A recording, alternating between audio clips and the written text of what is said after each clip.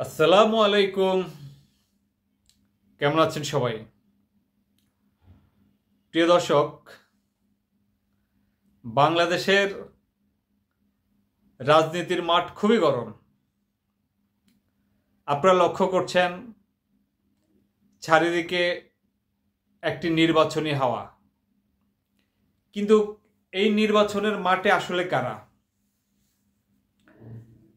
কারা নির্বাচনের মাঠে খুব জমজমাট করে রাখছে, এটা দেখার বিষয়। আসলে মূল বিষয় হচ্ছে আমাদের যে সামনের যে নির্বাচন, সে নির্বাচনটা। তো আমরা শুনতে পাচ্ছি যে সরকার আগামী বছর অর্থাৎ 2026-এর ফেব্রুয়ারিতে ইলেকশনের ঘোষণা দেবেন, অর্থাৎ বাংলাদেশের জাতীয় সংসদ নির্বাচন 2026-এর ফেব্রুয়ারি মাসে হওয়ার কথা, সম্ভাবনা আছে। প্রিয় দর্শক, আমি কেন বললাম হওয়ার কথা এবং সম্ভাবনা আছে, এটা আসলে একটা জটিল সমীকরণ। অনেকেই মজা করে বলে যে সরকার ফেব্রুয়ারি মাসে ইলেকশনের ঘোষণা দেবে, কিন্তু সেটা আসলে কোন সালের ফেব্রুয়ারি এটা তো স্পষ্ট করেন। কিন্তু আসলে হয়তো এটা মানুষ মজা করে বলে, কিন্তু আসলে 2026-এর ফেব্রুয়ারি মাসে নির্বাচন হওয়ার কথা, যদি সব ঠিক থাকে। এটাও রহস্যজনক। আসলে আমি কোনো এক ভিডিওতে উল্লেখ করেছি যে বাংলাদেশটা আনপ্রেডিক্টেবল, এখানে কখন কি হয়ে যায় এটা বলা মুশকিল। যেমন ক্ষমতা ছাড়ার মাত্র 5 দিন আগেও সাবেক প্রধানমন্ত্রী শেখ হাসিনা জানতেন না যে উনি পদত্যাগ করবেন অথবা দেশ ছেড়ে পালিয়ে যাবেন। তো আসলে এখানে কি হবে বলা যায় না। ঠিক বাংলাদেশের রাজনীতি তো আসলে সামনে কি হবে বলা যায় না, কিন্তু অনেকেই নির্বাচন খেলায় মেতে উঠেছেন।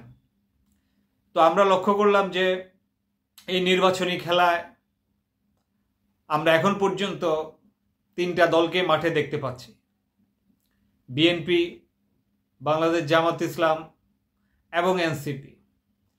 তো সাধারণত আমাদের দেশে যখন নির্বাচন হতো তখন আমরা দেখতাম যে আওয়ামী লীগ এবং বিএনপি একটা কঠিন কম্পিটিশন হতো। শুধু কম্পিটিশন না, নির্বাচনের আগে তারা একে অন্যকে নিয়ে যেই বিভিন্ন ধরনের মারামারি বা তাদের ভিতর যে বিরোধ, এগুলো তুমুল তুঙ্গে উঠতো এবং একজন আরেকজনকে কাদা ছোড়াছড়ি করত। ঠিক সেটাই এখন জামাত ইসলাম এবং বিএনপির ভিতর হচ্ছে।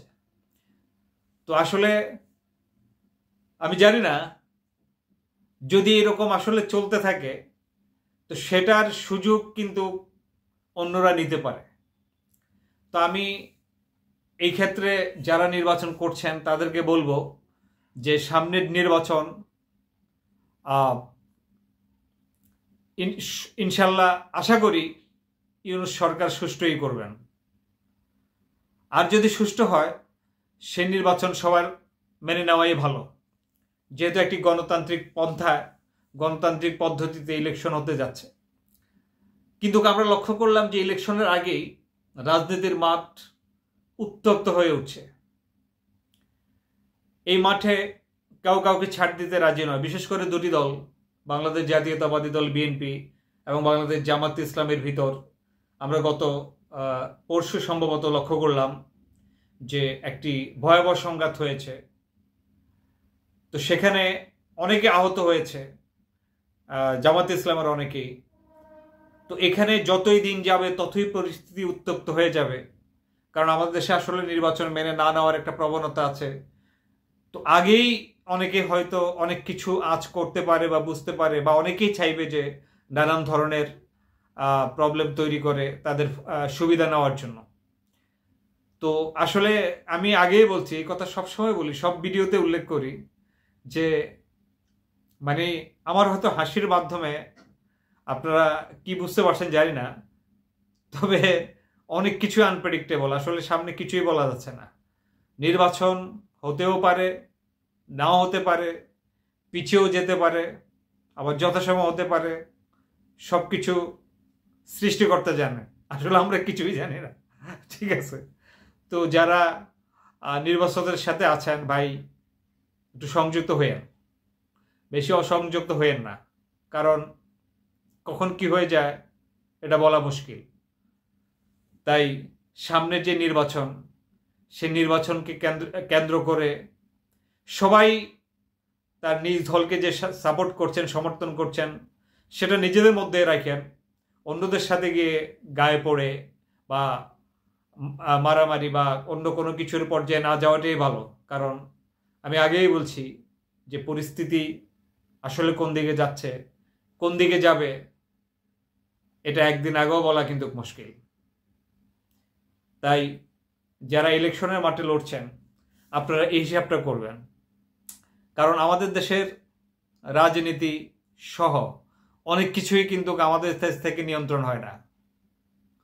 এটা এখনো এই দেশের যারা সাধারণ রাজনীতি করেন, এবং সাধারণ না, যারা এই দেশে অনেকেই এমপি ইলেকশনের জন্য নমিনেশন চাচ্ছেন বা করবেন চিন্তা করছেন, উনারা অনেকে জানেন না যে আসলে বাংলাদেশের রাজনীতিটা কিভাবে, কোত্থেকে পরিচালিত হয় বা কারা এই রাজনীতিটা পরিচালনা করে। এটা অনেক সময় ওনাদের মাথাও খেলে না।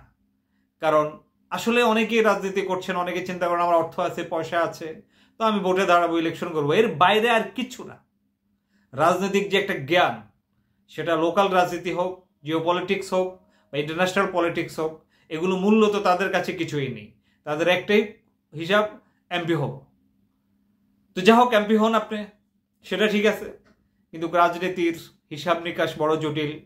এই হিসাব নিকাশ বুঝতে গেলে আপনাকে কিছু রাজনীতি বুঝতে হবে। তো যে এলাকার রাজনীতি করছেন ভাই, গায়ে পড়ে একের সাথে বেশি ঝগড়াঝাটি বা মারামারি করতে যায় না, এতে হিতে বিপরীত হতে পারে। তাই আমি মনে করি অবশ্যই সবাই সবার জায়গা থেকে পলিটিক্স করুন, রাজনীতি করুন, এবং সর্বোপরি আবারও বলছি, সর্বোপরি রাজনীতি বুঝার চেষ্টা করুন। রাজনীতি না বুঝতে পারলে এই রাজনীতি আপনাকে হয়তো উপরে উঠিয়ে দেবে, নলে তো একদম ভ্যানিশ করে দেবে। ধন্যবাদ।